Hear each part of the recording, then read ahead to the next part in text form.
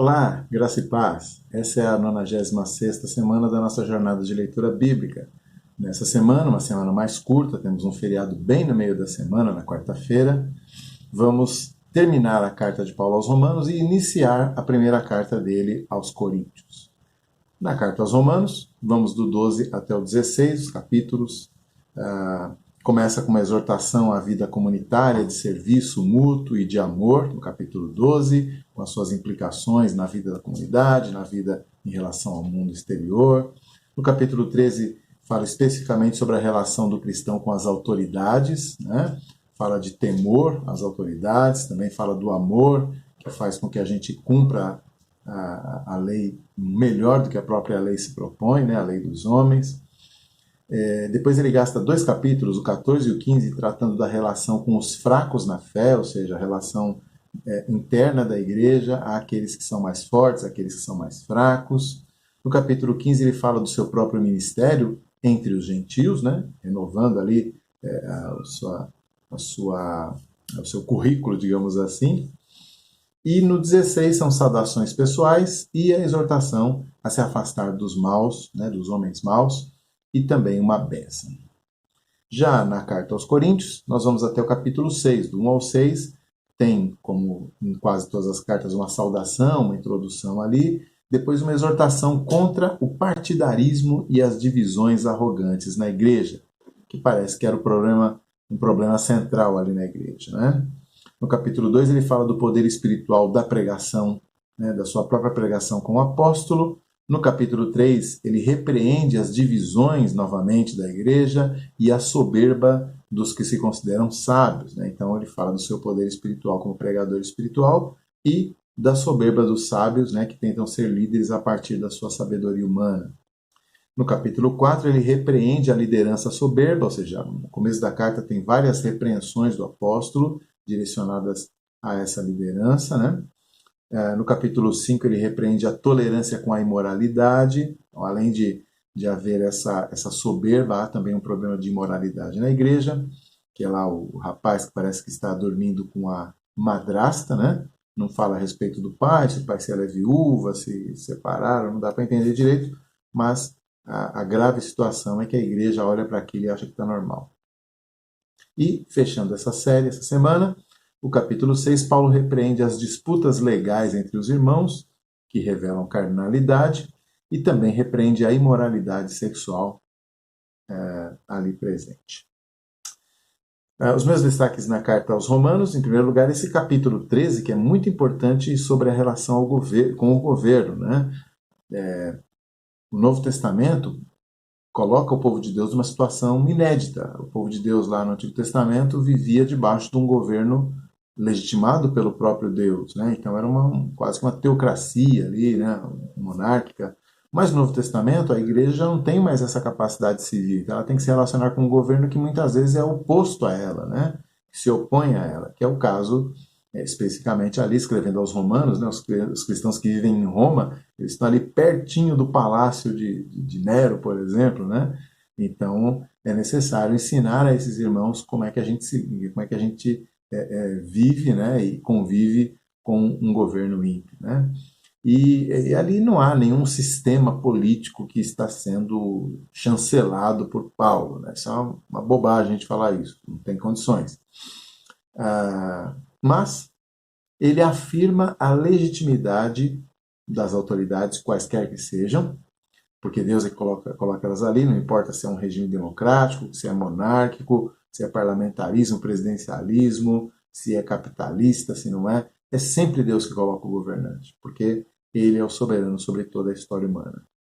E também fala da submissão decorrente disso. Então, se é Deus que coloca o governante, o cristão é submisso às autoridades como se fosse a Deus, né?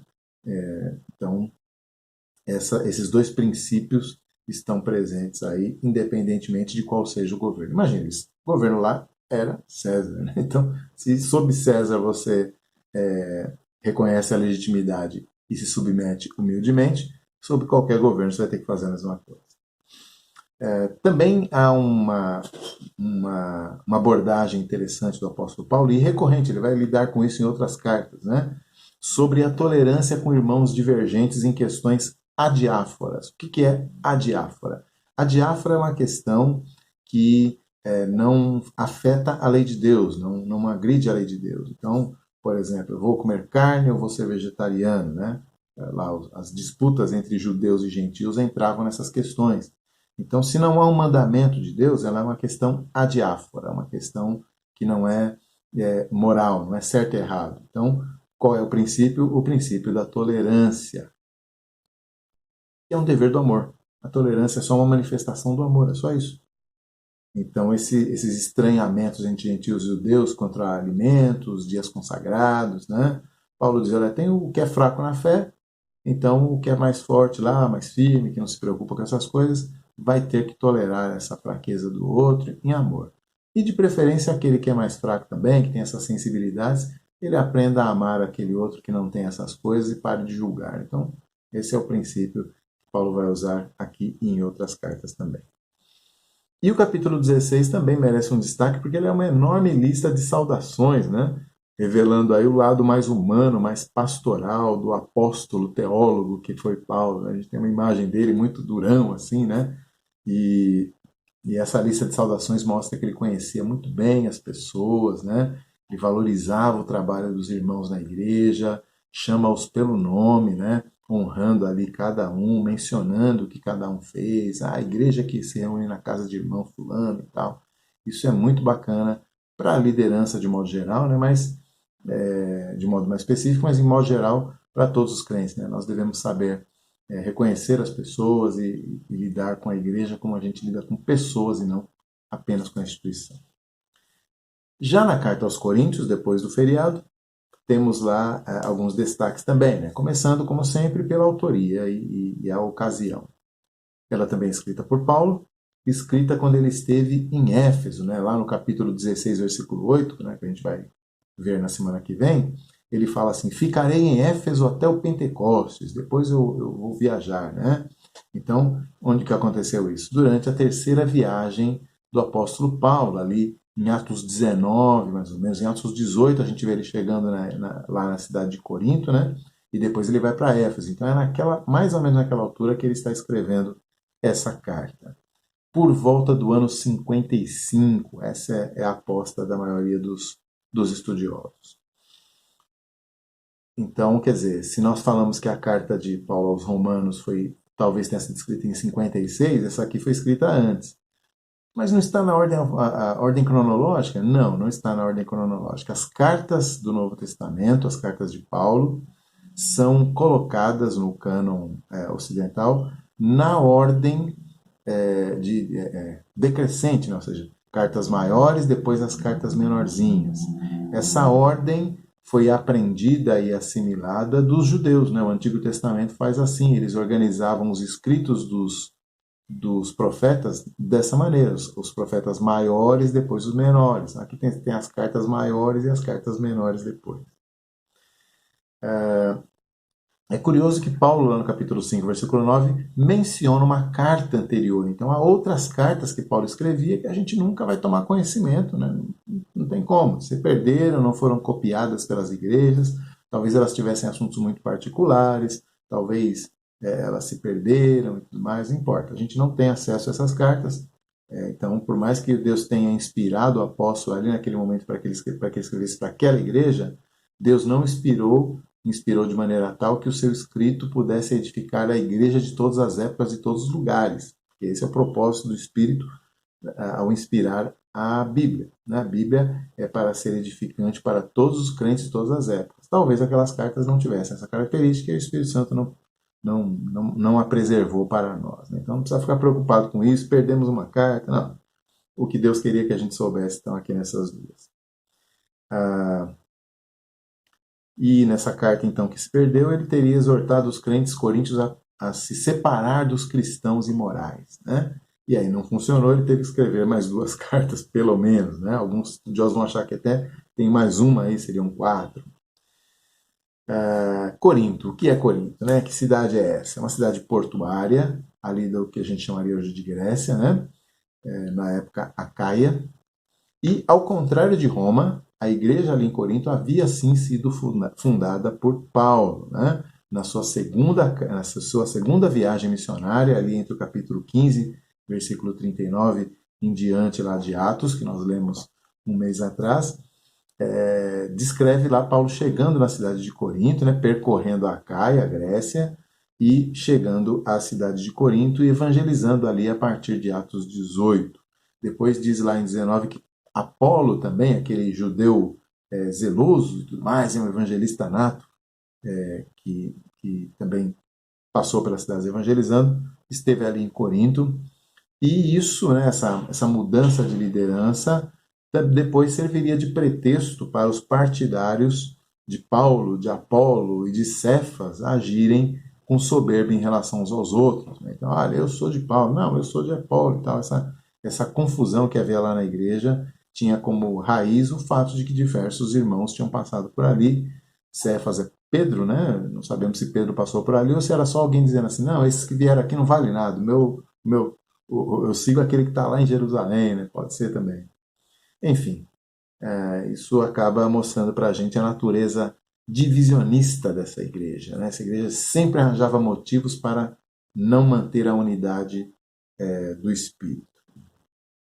Paulo chegou ali depois de passar por Atenas e pregar no Areópago, né? Aquela pregação famosa lá que Paulo caprichou ali para que ele estava falando diante dos filósofos gregos, né?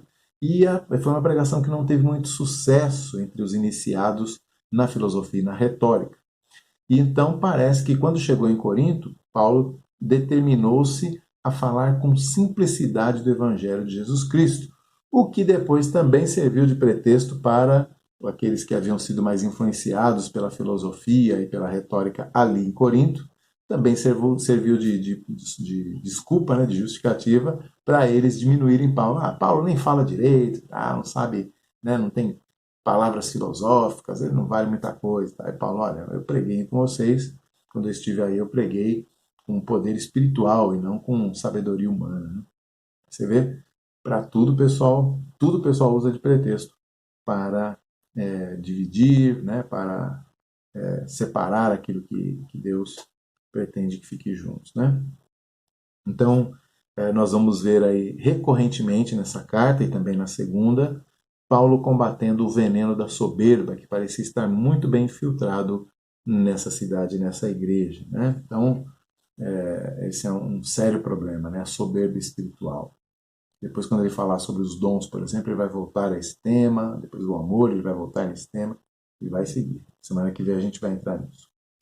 Mas uma outra influência muito presente na cidade de Corinto e que influenciava a própria igreja era a imoralidade sexual. Corinto era uma cidade portuária, com alguns estudiosos calculam aí 200 mil habitantes, alguns falam até de 500 mil, acho um pouco exagerado, mas uma cidade portuária e muito grande, uma cidade cosmopolita, ou seja, com gente de todo lugar passando e repassando por ali, e ela tinha uma fama de que servia, né, prestava certos serviços aos marinheiros, se é que vocês me entendem, né? Então era uma cidade que tinha esse ambiente de imoralidade, né, de que em qualquer lugar, em qualquer canto que você encostava ali, havia um lugarzinho escuro ali, oferecendo esse tipo de serviços aí, até porque havia um templo muito famoso ali, que tinha centenas de prostitutas religiosas ali, né? Os irmãos sabem, na época era muito comum que as divindades relacionadas como Afrodite, né, que eram relacionadas à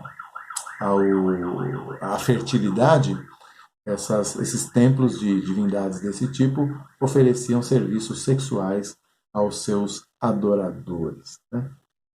Então, convivendo nesse ambiente, os crentes pareciam ter alguma dificuldade com a moralidade cristã, especialmente com a ética sexual cristã. Então, você vê, Paulo aqui no capítulo 5 dá uma bronca neles, porque parece que eles não se incomodavam com o irmão ali que estava dormindo com a sua madrasta, né, coabitando com a sua madrasta. No capítulo 6 ele fala a respeito da visita às prostitutas do templo de Afrodite. Né? Claro que não pode fazer isso, mas para ele ter que falar isso é porque parece que para eles isso não era tão claro. Né?